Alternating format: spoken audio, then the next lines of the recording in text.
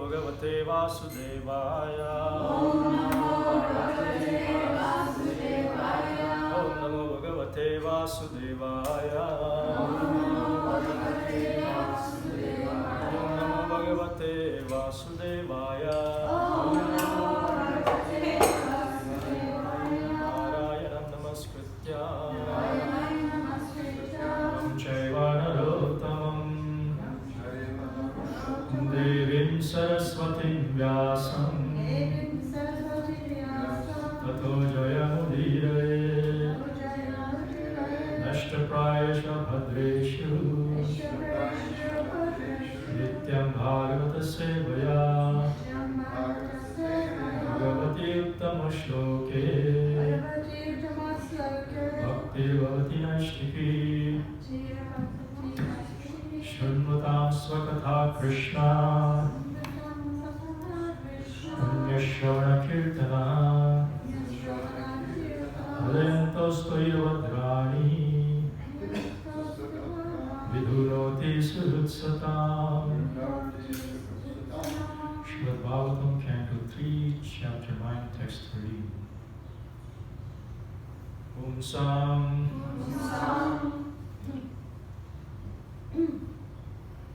Ato Vividha Karmabhir Advaradye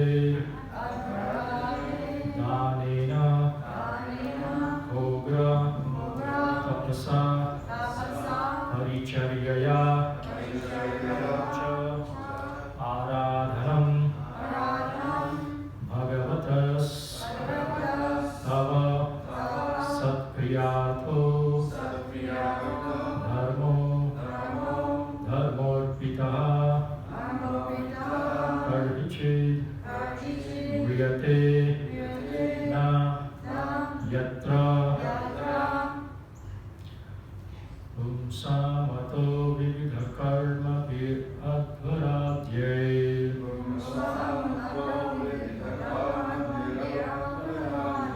Dhanena Kogata Pasa Paricharyaya Cha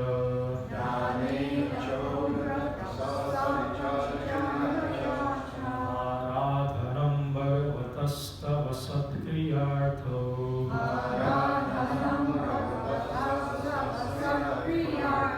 Dharmorpita Karichit Mriyate Nayatra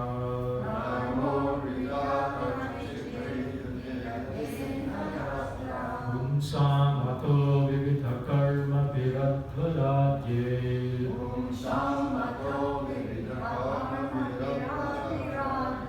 Dhanena Kograta Pasa Paricharyaya Cha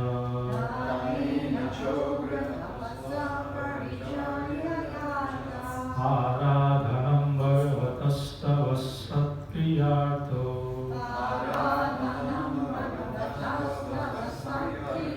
Dharmorpita Karichit Mriyate Nayatra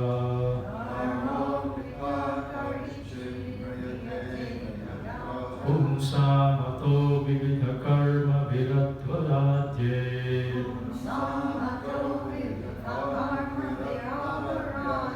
Dhanena Chograta Prasa Paricharyaya Cha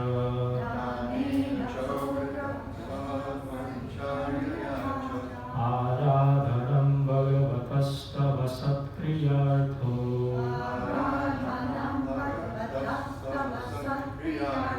Dharmorpita Karichit Mriyate Nayatra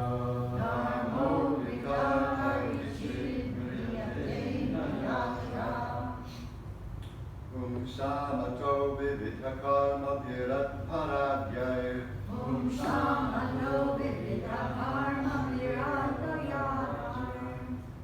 Dhanena Chograta Pasa Paricharyaya Cha Dhanena Chograta Pasa Paricharyaya Cha Aradhanam Bhagavatastava Satkriyartho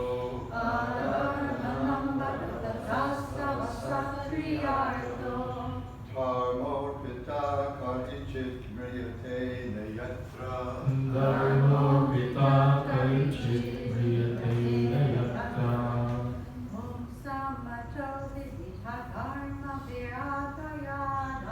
Pumsamato vividhakarma viraktaradye.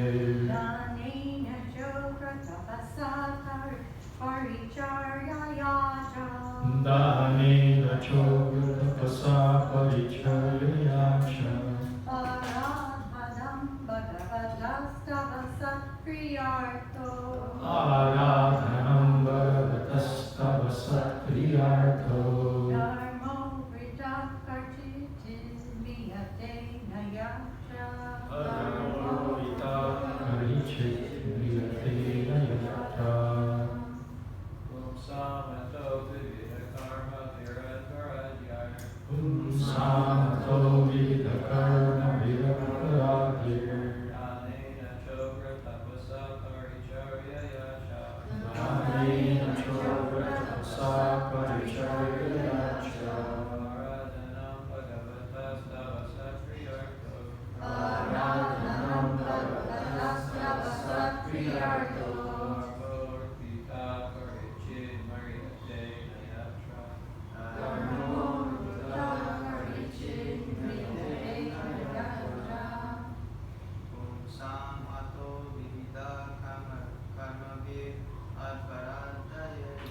Pumsamato vividhakarma viratvaradhyaya.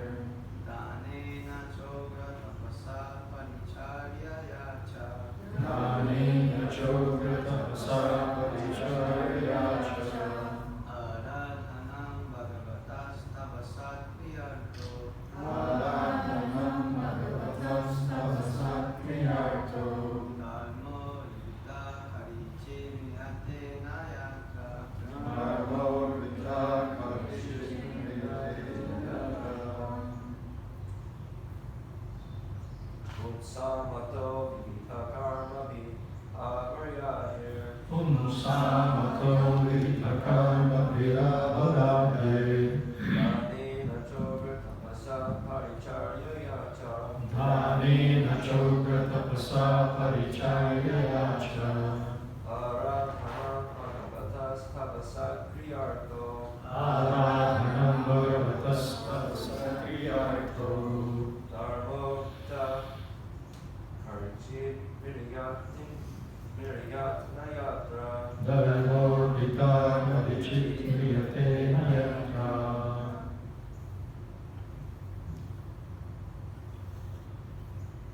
Word to word meaning Pumsam Pumsam of the people, of the people. Ataha, Ataha. therefore, Therefore, Vividha Karmavi, vividhakarmavi. by various fruitive activities, By various fruit activities. Advara Adyahe, Advaradhyaya. by performance of Vedic rituals, Performance of Vedic rituals. Dhanena, Dhanena. by charities, By charity. Cha, Cha. and Ugra, Ugra. very hard, Very hard. Tapasa, Tapasa. austerity, Austerity. Paricharyaya, Paricharyaya. by transcendental service, Transcendental. Cha, Cha. also, Also. Aradhanam, Aradhanam. worship, Worship. Bhagavataha, Bhagavata. the personality of Godhead, The personality of Godhead. Tava, Tava. your, Your. Satkriya Arthaha, Satriya. simply for pleasing your Lordship, Simply for pleasing your worship. Dharma, Dharma. religion, Religion. Arpitaha, Arpitaha. so offered, So offered. Karhichit, Gratitude. at any time, At any time. Riyate, Riyate. vanquishes, Vanquishes. na, Na. never, Never. yatra, Yatra. there. There. Translation and purport by Srila Prabhupada. Translation. But the pious activities of the people, such as performance of Vedic rituals, charity, austere penances, and transcendental service, performed with a view to worship you and satisfy you by offering you the fruitive results, are also beneficial. Such acts of religion never go in vain.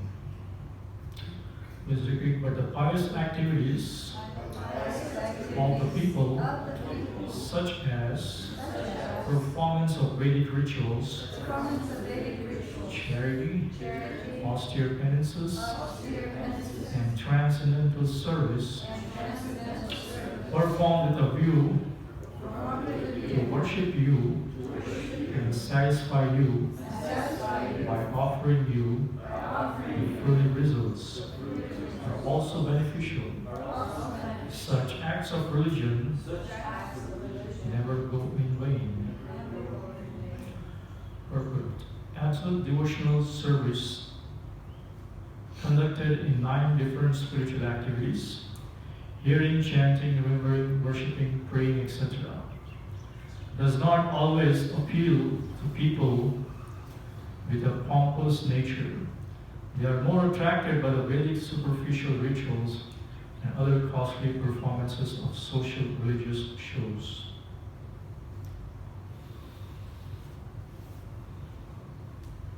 But the process according to the Vedic injunctions is that the fruits of all pious activities should be offered to the Supreme Lord. In Bhagavad Gita 9:27, the Lord demands that whatever one may do in one's daily activities, such as worship, sacrifice, and offering charity, all the results should be offered to Him only. This offering of the results of pious acts unto the Supreme Lord is a sign of devotional service to the Lord and is of permanent value, whereas enjoying the same results for oneself is only temporary. Anything done on account of the Lord is a permanent asset and accumulates in the form of unseen piety for gradual promotion to the unalloyed devotional service of the Lord. These undetected pious activities will one day result in full-fledged devotional service by the grace of the Supreme Lord. Therefore, any pious act done on account of the Supreme Lord is also recommended here for those who are not pure devotees. Om Jnana Dhasya Jnananjana Shalakaya Chakshurmritam Yena Tasmai Shri Guruve Namaha Shri Chaitanya Mano Vishnu Sthapitam Yena Bhutale Swayam Rupa Kadamayam Dadati Swapadantikam Vanchakalpatarubhyashcha Kripa Sindhubhyamev Cha Patitanam Pavanebhyo Vaishnavebhyo Namo Namaha.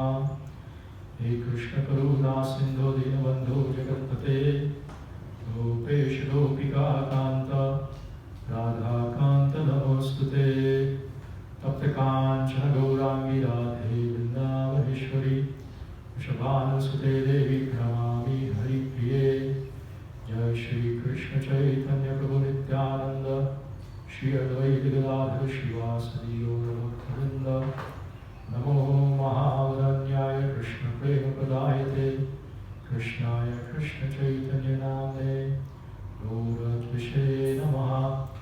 Hare Krishna Krishna Krishna Hare Hare Hare Rama Rama Hare Hare.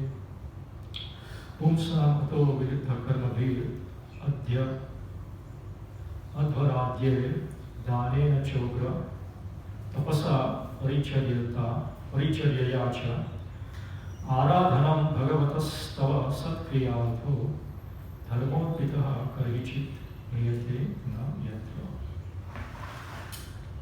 But the pious activities of the people, such as performance of Vedic rituals, charity, austere penances, and transcendental service performed with a view to worship you and satisfy you by offering you the fruity results are also beneficial.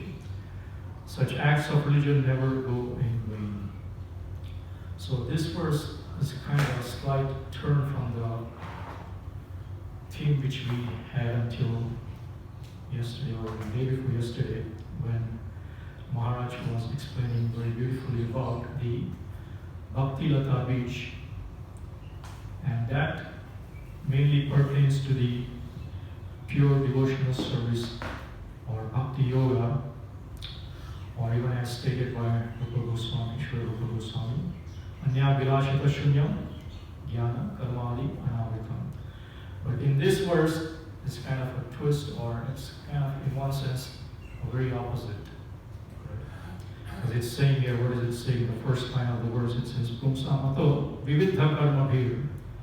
So it's, in one sense, it's saying that all these activities, including the vividha karma, or the translation of the vividha karma is fruitive activity or Vedic ritualistic activities. It says here, the translation of the verse is pious activities of the people, such as performance of Vedic rituals. So, if we consider the Bhakti Yoga process, in one sense, there is no place for all these karma kanda activities, right? When we chant these 10 offenses in the morning, what is one of the offense? Anybody remembers? It's regarding the karma kanda. To consider the Ceremonial names be the same as material class activities. right, and as mentioned in the karma kanda section. So that's what it's referring to, the Vedic rituals, as mostly the karma kanda section of the Vedas, wherein you're performing certain activities, you're performing certain yajnas or certain Vedic ceremonies in order to achieve certain results of that activity. Right? For example, we worship, let's say we worship Ganesha, so we do Ganesha Puja, or we worship Saraswati, or we worship Lakshmi. We do the different rituals for the worship of all these demigods, or even, in one sense, actually there are samskaras, in one sense they cannot be called as karma kanda because they are needed for the progression of the human society, like vivaha or wedding ceremony or different other ceremonies. But there are so many others which are more of karma kanda, or you are doing certain ceremonies or you're doing certain rituals in order to obtain certain material benefits. And from the angle or from the aspects of the pure bhakti yoga, those are not recommended. Right? That's what we saw other day, that how the bhakti yoga part or the path of bhakti yoga doesn't require the other performance of all these other activities. Just like right now, we are undergoing this last 2-week period, and today is the last day of what is called as Pitru Paksha, very auspicious time. Once in a year, you have this 2 weeks of Pitru Paksha. So Pitru basically means the forefathers, right? Our father or those who are deceased, our forefathers, or from mother's side or even from our father's side. So once in a year, we should be performing this ceremony wherein we offer oblations to our forefathers to satisfy them so that they can have mukti or they can have liberation. And interesting, when I think I mentioned this earlier, even if you perform once in a lifetime, I'm referring this also because even Sri Chaitanya Mahaprabhu, he went to Kashi, Gaya to perform Shraddha for his parents. So we are in line in Gaudiya Sampradaya.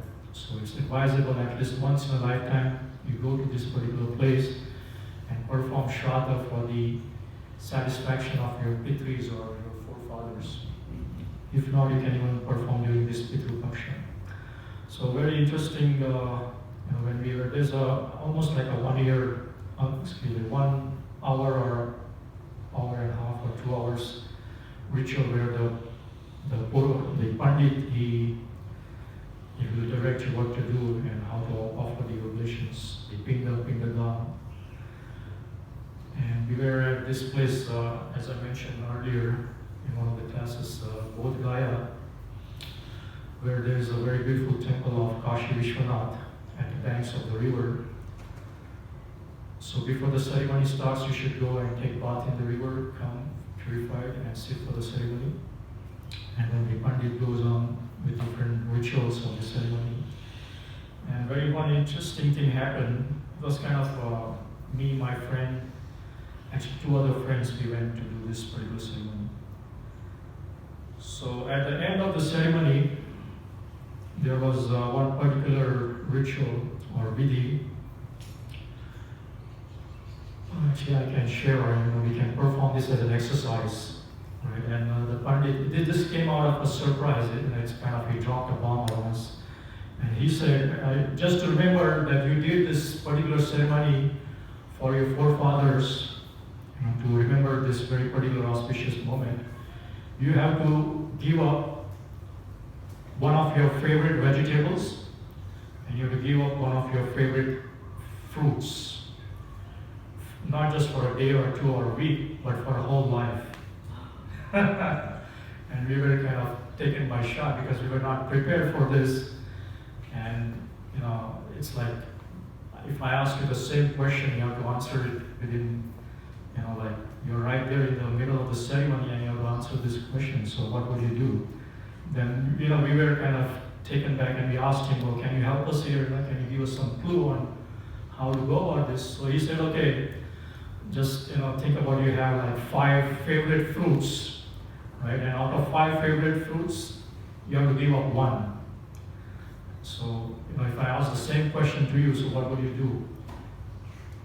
I mean, most of the people, 99%, even including me, we will choose that which is least favorite to us, right? Because we have to give it up for a whole lifetime, isn't it? Let's say, if I ask you the same question, let's say mango, banana, whatever, and what is your favorite fruit? Out of all these 5 fruits, let's say. Strawberry, right? So, for sure you would not give up strawberry, right? You would give up that which is least favorite, right? Am I right? Because you will have to give it up for life. It's not just for a day or two, right? I mean, very practical. Actually, it's one of my favorites. So I don't know if I give up one of my. But you give up, or yes or no? Yeah, I give it up. Or is it okay?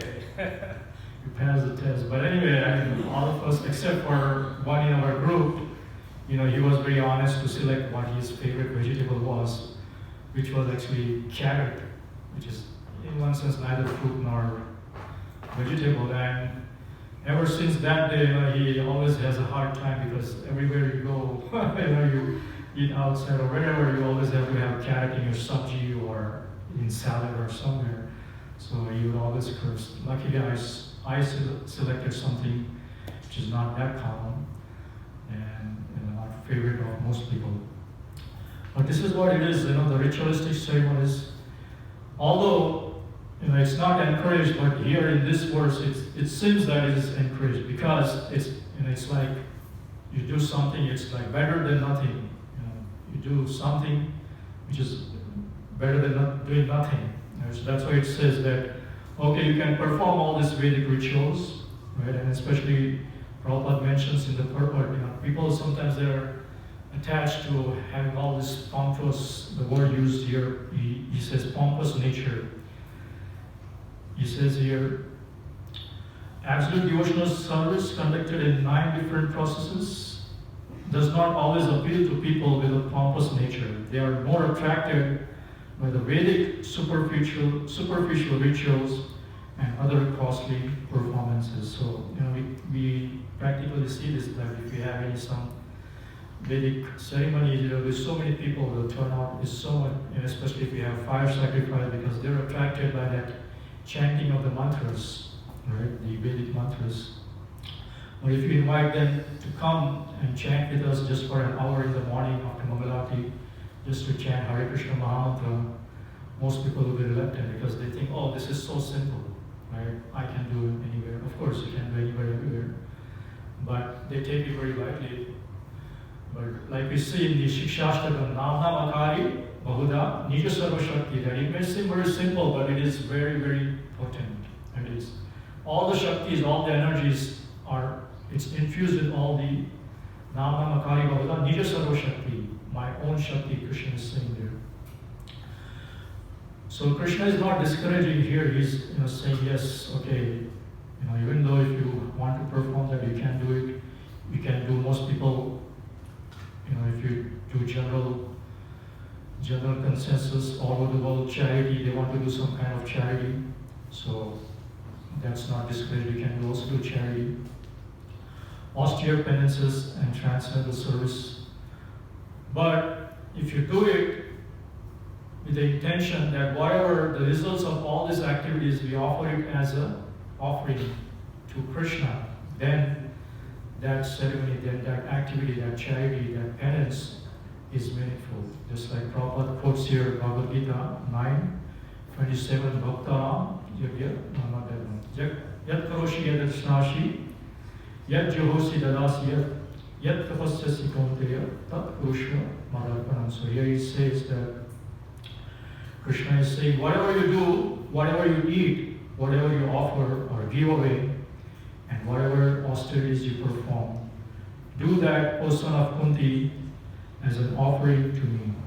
So we are very much familiar with the eating part, right? Whatever we eat, we are eating here Krishna Prasad, because whatever we are eating, devotees of the Lord, we are offering it to the Lord first. We are not interested to be just mere vegetarians. Of course, that's a very pious act, right? We are not killing animals, or even being a vegan. And that's a very, just like it mentions here in this verse in the purport, that it's a very pious activity. But as devotees, we are not just interested in performing some pious activity. Although, it's not decried or it's not discouraged according to the verse. Yes, you can do it. But the trick is that you offer the result of that, right? We offer whatever we eat, we offer first to Krishna. So that becomes prasad, which is free from any karmic reaction. Because even though if we may say that, oh, I'm a vegetarian, I'm a vegan, I'm not hurting animals, but in one sense we are, right? Even the plants we eat as a vegetarian, they have a life, right? And so there is karma involved, but Krishna says in Bhagavad Gita, what is he saying? Yajnartha karma yatra lokoyam karma bandhana. Shri Panchatattva ki jai. That whatever work done, whatever work we do, it should be done as a sacrifice for satisfying Vishnu. Work done as a sacrifice. What is that? Yajnartha karma yatra lokoyam karma bandhana. Work done as a sacrifice for Vishnu has to be performed for the pleasure of Vishnu, otherwise it causes bondage in this material world. And interesting, because I was thinking that whenever we do all this, because I always get invitation for performing all these Vedic ceremonies, so any ceremony we do in the way, according to the Vedic injunctions, doesn't matter even if it's a karma kanda ritual. So there is something in the beginning called as sankalpa. So sankalpa is, which is you are kind of taking a vow, or we are kind of declaring or making an announcement that's on such and such day, let's say for example of vivaha karma or wedding ceremony, that we go on, okay, on such and such day, on such and such manvantara, such and such tithi, we are performing this particular karma, this activity, and it ends with what? It says, Shri Krishna Prityartham, right? For the pleasure, Prityartham, that for the pleasure of Krishna, we are performing this activity. So this is the same thing that it says, that whatever fruitive activities, even if you do, you offer it as an offering to Krishna. The results of that, we offer it to Krishna. And if we go to the 12th chapter of Bhagavad Gita, there are a few verses there where you can see the same theme. Actually, Krishna is giving so many different choices that if you don't want to do this, or if you can't do this, then do this. And he's kind of giving us some kind of discount that if you cannot do devotional service, then, so starting from verse 8 in chapter 12, he's saying, just fix your mind upon me, the Supreme Personality of Godhead, and engage all your intelligence in me. Thus, you will live in me always without a doubt. So he's giving this first option, that fix your mind. But someone may say, oh, I'm unable to do that. Then what he says? Oh Arjuna, if you cannot fix your mind upon me without deviation, then follow the regulative principles of Bhakti Yoga. Right? And then someone will say, oh, I cannot even do that. So Krishna says in the 10th verse, he says, if you cannot practice the regulations of Bhakti Yoga, then just try to work for me, because by working for me, you will come to the perfect stage. So he's kind of going, giving discounts after discounts. And the next verse he says, if however you are unable to work in this consciousness of me, then try to act giving up all results of your work and try to be self-saturated. So Krishna is so merciful, he's just like a father who's giving all this, he's just worried about us that, okay, if it is too tough for us, let's discount it and make it a little easier for us to follow it. Sometimes I have a similar experience with my 2-year-old daughter. She doesn't want to eat her fruits and I have to go like this. I say, you want to eat strawberries? She says, I don't want to eat strawberries. You want to eat apple? I don't want apple. You want grapes? I don't want grapes. You want bananas? I don't want bananas. You want ice cream? I don't. She says, I want ice cream. So they jump out when they get something that which they can easily relate to. So same way Krishna is offering us so many different avenues or so many different options, whichever we can be comfortable with, and we can follow this. Of course, the best, one of the purports Prabhupada is mentioned that there are always so many things, from charity to ritualistic ceremonies and different other aspects, performing austerities like a yogi. But then the easiest way, which is recommended in the Bhagavad Gita, is Bhakti Yoga, right? Performance of the Bhakti Yoga process. That's the most easiest. And then, of course, he's ending up that the whole thing is summarized in 1866 that, surrender unto me. How does it start? Sarva dharman parityajyo ma ekam sharanam raja aham tvam sarva papebhyo mokshayishyami ma suchaha. That ma suchaha, do not worry, even if there is some discrepancy, then I'll take care of that. So this is the easiest part, and that's what even Prabhupada in this purport of this current verse, he ends the purport with saying that anything done on account of the Lord is a permanent asset and accumulates in the form of unseen piety for gradual promotion to the unalloyed devotional service of the Lord. These undetected pious activities will one day result in full-fledged devotional service by the grace of the Supreme Lord. Therefore, any pious act done on account of the Supreme Lord is also recommended here for those who are not pure yogis.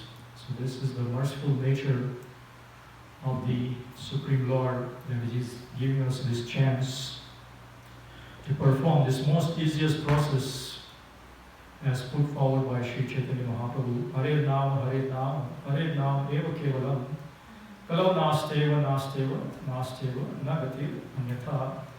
That in this age of Kali, the holy name, the chanting of the holy names of the Lord, Kevalam, only it says, only the chanting of the holy names of the Lord can save us from Kali Kalmasha. So I would like to end here. If anyone likes to add or any questions, most welcome. If not, then I have a question, and probably Maharaj can answer this, because in this verse it says, with all the things, it also mentions transcendental service. So I was kind of taken back because it doesn't fall in the list of pious activity. Transcendental service to the Lord is beyond pious activity. So how do we answer that? Any thoughts?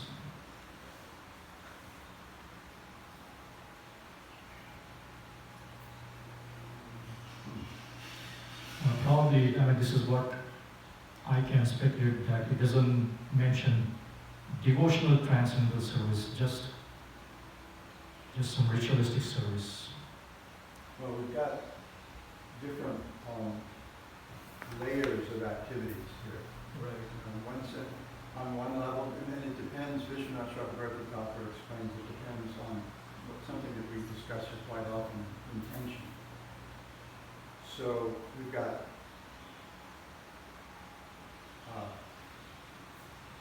Bhakti Mishra Karma, in which we offer the results of our activity to the Lord because we're supposed to, So that's accepted. So this verse is kind of saying, even these things, there's nothing is lost.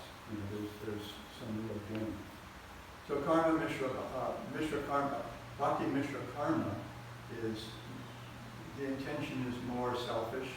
It's more driven by karma kanda. And then you've got karma mishra bhakti, which is you're offering the results to the Lord. You know, you're doing it, but the intention is to offer the results to the Lord. Bhakti mishra karma means you put a little bhakti in it, but it's really for your own benefit. Right. Karma mishra bhakti means you're doing it for the Lord's benefit, but you're still kind of attached to the service. So it's not shuddha bhakti. And then you've got, and then you have shuddha or uttama bhakti, where the intention is 100% to give pleasure to the Lord. So in one sense, for neophyte, it's not discouraged, and in a sense, okay, but gradually one will come to the platform of Shuddha Bhakti. Yeah, like in the 12th chapter of the Gita. This is where you're at, and then do it this way. So that brings me to one more question. When you gave the class the other day, and in the purport, Srila Prabhupada mentions about casual devotees or pseudo devotees. Pseudo devotee I can understand, like false devotee. But how about casual devotee, and what does that refer to? In the purport, I think the day before class you gave, and I was going to ask you the question, but we were out of time, and which we are today again, but if you can quickly answer this. I think it's at the end of that purport. See if we can find it.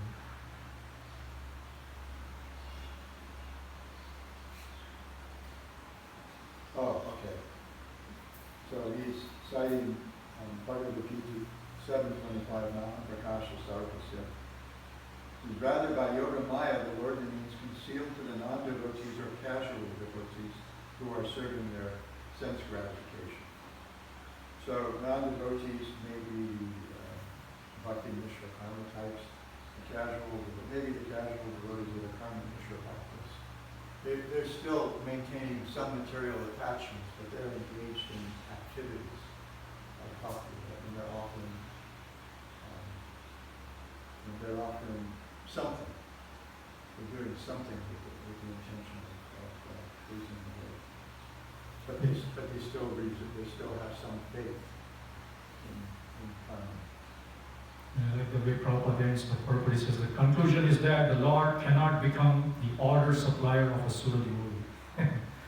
But he is always prepared to respond to the desires of a pure, unconditional devotee who is free from all tinges of material infection. So, if nothing else, we'd like to end here. Thank you very much. Grantaraj Srimad Bhagavatam Ki Jai.